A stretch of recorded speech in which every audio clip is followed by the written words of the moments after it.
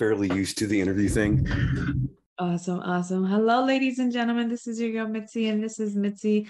Let's think about it. Today, we are going to be thinking about hypnosis. Yes, ladies and gentlemen, when you think about hypnosis, what do you really think about? Maybe someone telling them to be a chicken? I don't know. That's the first thing that comes to my mind. But I have a special guest here today who is going to really break it open for us so that we can really think about it in a different way. So, Jay, thank you so much for joining. Why don't you go ahead and fully introduce yourself? Absolutely. Well, thank you for having me, first of all. My name is J. Robert Parker. I am a certified hypnotherapist, and I am the director of Twin Ravens Hypnotherapy and Research, LLC. And as is obvious, I'm a hypnotherapist, and part of that is hypnosis. And kind of a good question you asked. It's the first thing you think of whenever you think of hypnosis. Most people think of the clucking chicken thing or a swinging pocket watch. And Yes. one of the first things I like to always put out there is the chicken thing is kind of, I would say, not true, but it is true. It's not hypnosis. It Okay. is more accurately described as an expression of something called social pain, which Okay. is you feel in the same place that, like, whenever you feel awkward or excluded, the same place you feel that discomfort is the exact same place as physical pain. So something being painfully awkward is actually painful. So with that in mind, let's say you're up in front of a stage full of 1,000 people, and I tell you, when I snap my fingers, you're going to cluck like a chicken. You have two choices. You can either comply and have a good laugh with everyone else, or you cannot. And now everyone is staring at you, wondering why you are not doing what you're supposed to be doing. Which is Yeah. the better option at that point? Clucking like a chicken. Clucking like a chicken. So, kind of to explain what hypnosis is before I really discuss like what it is a hypnotherapist is. Hypnosis is not magic, it's not mind control, it's not metaphysical. This is a natural part of being human. The trance state, which is kind of defined as the borderline between the alpha and theta brainwave patterns, happens every day, every single person on earth. 30 minutes before you go to sleep, 30 minutes after you wake up, you are naturally in trance. Have you ever heard the term highway hypnosis? No.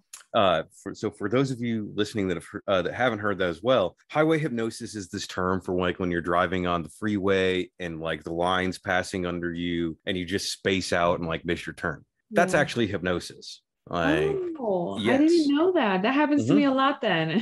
Yeah, absolutely. That's the thing. Hypnosis occurs many times when you're engrossed in a movie, when you're engrossed in a book. Like, all of these different situations induce varying levels of trance. And that's kind of a more advanced topic for another day, but trance is not an on-off thing. There's different levels of it. So there's light trance where you basically feel awake and present, and then there's the deepest levels of trance where you are completely unaware. And the getting to those deep levels isn't something you just do. It's something that has to be practiced, trained. Like I always tell people, hypnosis is a skill.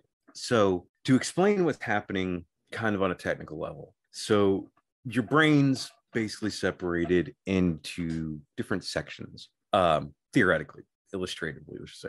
And at the bottom of that, there's what's called your primitive mind. That's it's your sympathetic nervous system, fight, flight, freeze, your basic responses. And above that, there is your subconscious mind, which takes up, depending on who you're getting your answer from, between 80 to 90% of what is going on in your head is subconscious. Subconscious is everything from memory and emotion to keeping your heart beating and keeping your lungs going. And above that is the remaining 10 to 20%, which is your conscious mind, which is what's here right now listening to me. And your conscious mind doesn't do a whole lot. It's only in charge of willpower, reason, decision making, very present things. And in between the conscious and unconscious mind, there is this thing that is either called the critical filter if you're talking to a hypnotherapist, or the gatekeeper if you're talking to a psychotherapist. But it's the same basic concept. It's this invisible barrier that exists between your conscious and subconscious mind that keeps them from communicating. It filters information coming in from the outside to accept or reject with your subconscious. And this is usually up unless you are in trance, which includes the natural states of trance. And so as a hypnotherapist, what I do is kind of primarily the work of a therapist. No matter what it is you're trying to do, lose weight, stop smoking, overcome trauma, take swings off your golf game, whatever thing it is. And that's run like standard therapy. How do you feel about that? All those, the standard therapy questions.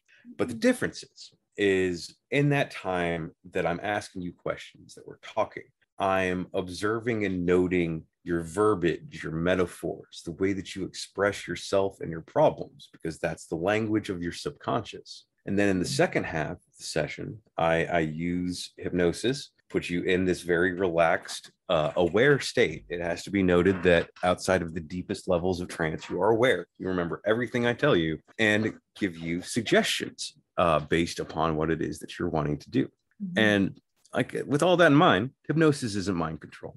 It's the exact opposite. It's gaining control over your own mind, your own thoughts, your own actions. For example, like I said, habits.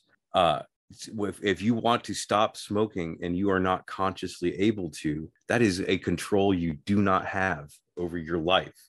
Whereas with hypnosis, if you can quit smoking, you have exerted control over your life. So that's not mind control. It's the exact opposite. Yeah.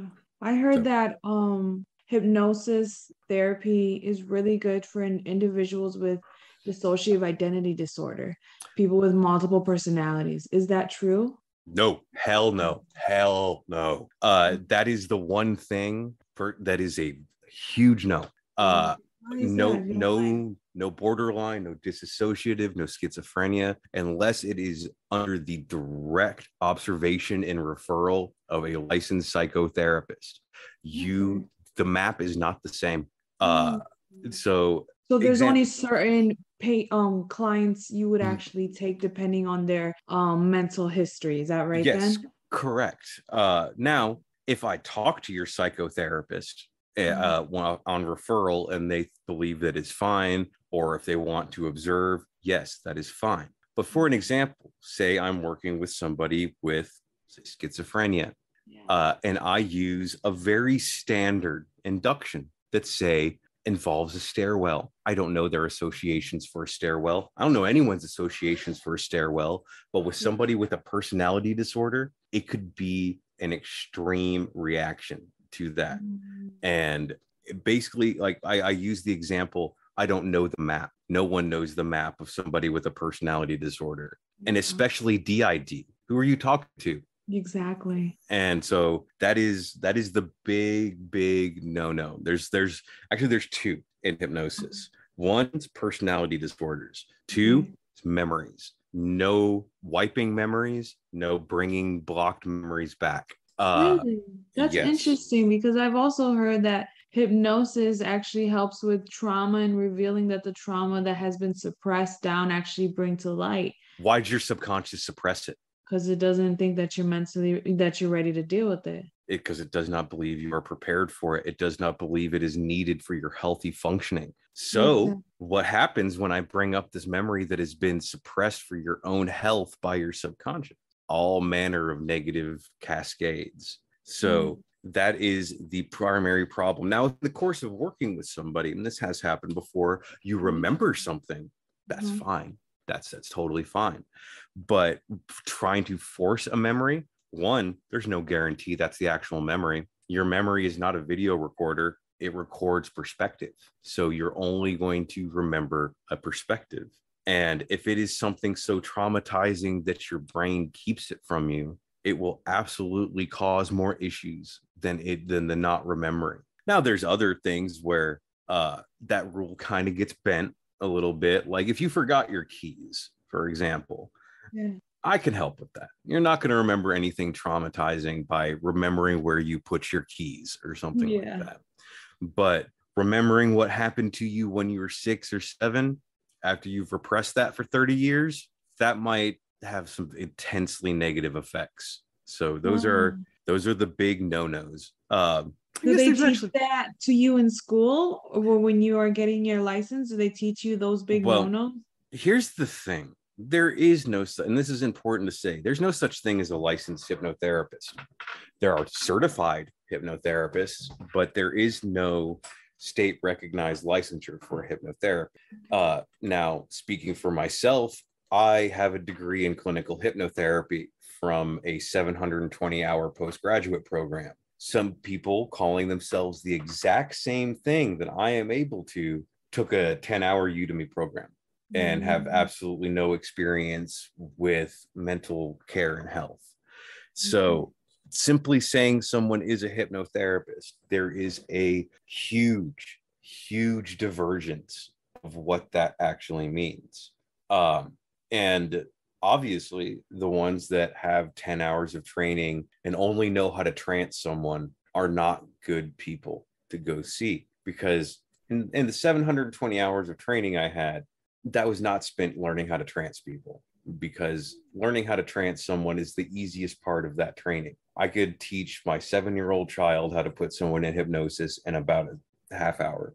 But Wow. So what would be the hardest step then, if you don't mind me asking? the hardest part, the actual, all the different tools and modalities you have to learn for all the different people. Everyone is different. Everyone's issue is different. Everyone thinks differently. Everyone associates differently. So just learning how to trance someone means nothing.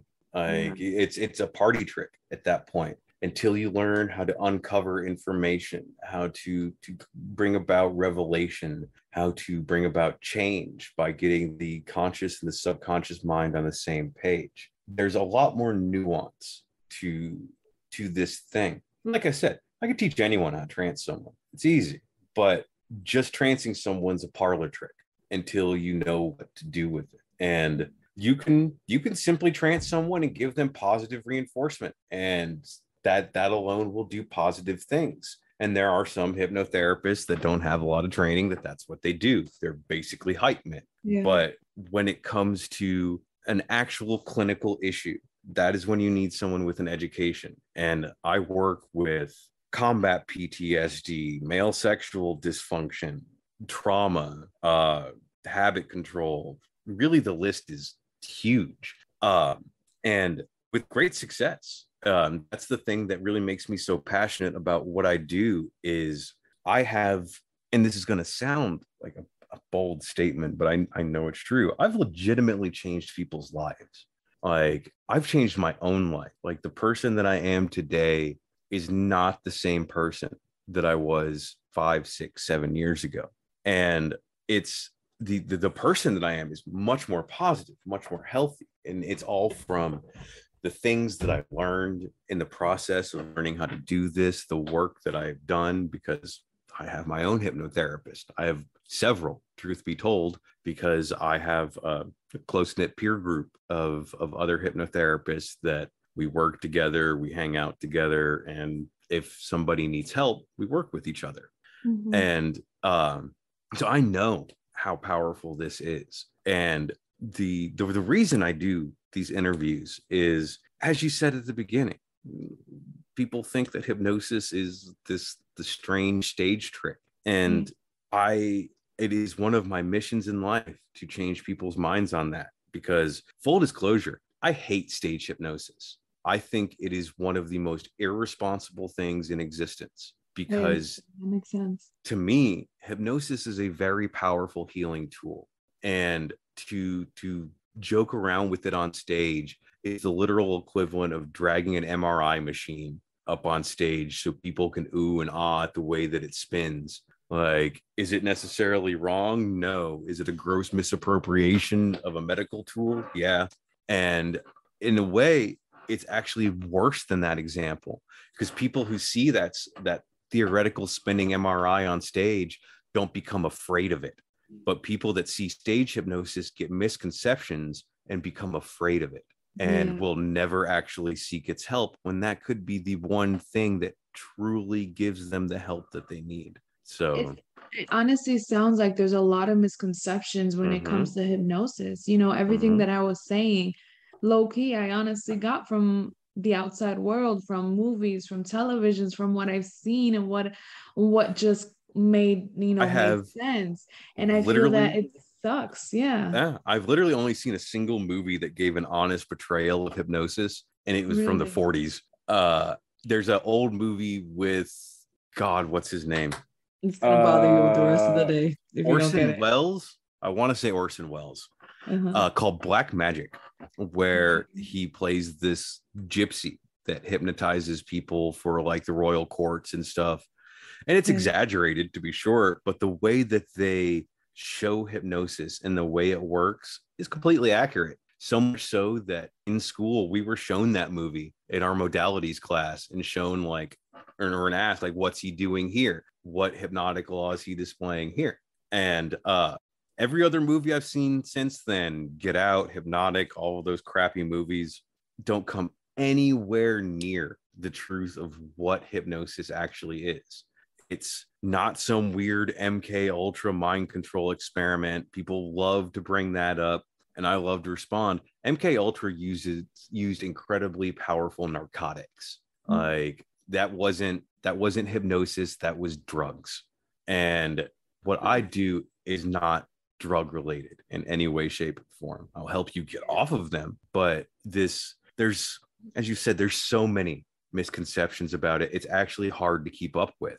And True. every time I hear there's a new movie or book or whatever about hypnosis, I cringe, roll my eyes, and get ready to start doing interviews because inevitably there is going to be a new wave of disinformation. The Yeah. latest one is this garbage Netflix movie called Hypnotic that has one of the worst portrayals of hypnosis that I have ever seen in my life. I haven't seen that one yet. Don't So recommend it. It's a bad movie on okay, top good. of, I I mean, won't even look at it. on top of being a misrepresentation, it's also just a crap movie. But so don't waste your time. Okay, But as good I to said, know. if you want to see a movie that actually portrays it, if not in a good light, because the guy's not necessarily a good guy, but in an accurate light, watch an old movie from the 40s called Black Magic. It's in black and white. It's old, but it's a pretty good movie. And the things that he does very much is the way that hypnosis actually does work. So much so that I could sit down with someone and watch it and show them this is what he's doing. This is why he's doing it. This is the effect it would have. And to the point that whoever they had on that movie, they 100% had to have a hypnotist, an actual professional hypnotist on set guiding the script because it's too much of the exact 100% by the book thing of what you're trying to do. Wow, that's amazing. Yeah. So I guess to reference what you just said, is there really a bad way to manipulate people with hypnotism? You say you're a good guy, that you use it for good, like that's your superpower. So what would be an example of Marketing, someone see, oh, okay. And what do you mean by marketing? advertising, politics, take your pick. Oh, Almost every part of modern society utilizes a hypnotic modality in some way. really? Yes, almost all advertising utilizes hypnosis in some way. Association. If I show you let's see, a yellow M on a red background, what do you think? A yellow M on a red background? McDonald's. Oh, Yeah. And if you see that symbol, what do you immediately think of? food. Food. You start to get hungry. You go to Yeah. McDonald's. That's hypnosis. That is the law of association. So how many laws of hypnosis are there then? Because I keep hearing you say laws of Oh, hypnosis. So what are there God, then? let me think. If, There's laws of association. Mhm. God, I don't know these offhand, and I know that's really Oh bad. man, you failed the test. Um, No, I'm kidding. God, This let's is a see. pop quiz. You failed. No. I actually have these written down somewhere. It's not one of those things that, okay, repetition, association, reverse action, delayed action, and dominance. So, Oh wow. repetition means the more I repeat something, the more you begin to associate it. Politics. If anyone's ever paid attention to politics, they'll pick a buzzword, or the media, they'll pick a buzzword and they'll just repeat it over and over and over again until it becomes just an assumption. And what they Association. associate. Yeah. And that brings the next one, the association. When you associate something with another thing, when you look at a corporate logo and you associate it with whatever it is they sell. Reverse action. Basically, being told you can't do something will cause you to do something. Delayed action. This is specifically with certain suggestibility types, relying on the fact that a hypnotic suggestion is not immediate, but will take some time to take effect. In dominance, you respond to authority. If you accept something or someone as an authority figure, you will accept whatever suggestion they give you, regardless as to whether or not it speaks against a previous belief.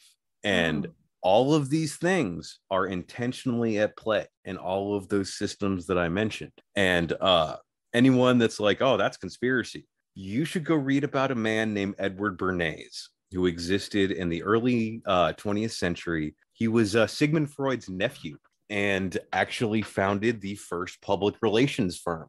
He was initially hired by the U.S. government to convince the American public to enter into World War I. And he eventually just started working with advertising agencies and the government, convincing people to do things they either didn't want to do or didn't know they wanted. And that has been the past 100 years of media and advertisement, is the work of Edward Bernays. Right, like it doesn't happen now. Exactly. Oh No, my it goodness. 100% happens now. It happens I worse know. now. Exactly. One of my favorite things to do whenever I'm watching YouTube or whatever is to watch the advertisements and pick out what tricks they are using to try to get people to buy their product.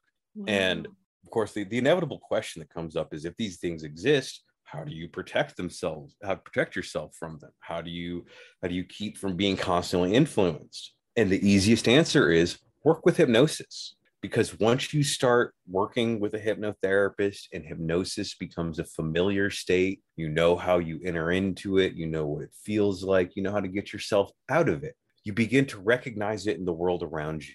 And as you begin to recognize it, once you recognize something as a hypnotic influence, it ceases to affect you. Because it's interesting, because I have a paper from the 60s written by the CIA about how if hypnosis can be used for interrogation. And basically what they said is, if someone is unaware they are having hypnosis used against them, it'll work. But if somebody is aware that hypnosis is attempting to be used, you will never, ever, ever get anyone into trance, ever. Because if your mind can actively resist it, but if it doesn't know that there's this thing at play, that there's this influence, it's just talking. One of the wisest things that was said to me by a peer was, hypnosis is just advanced communication. And that really is the truth of the matter, because I don't have a superpower. I'm not doing anything to you.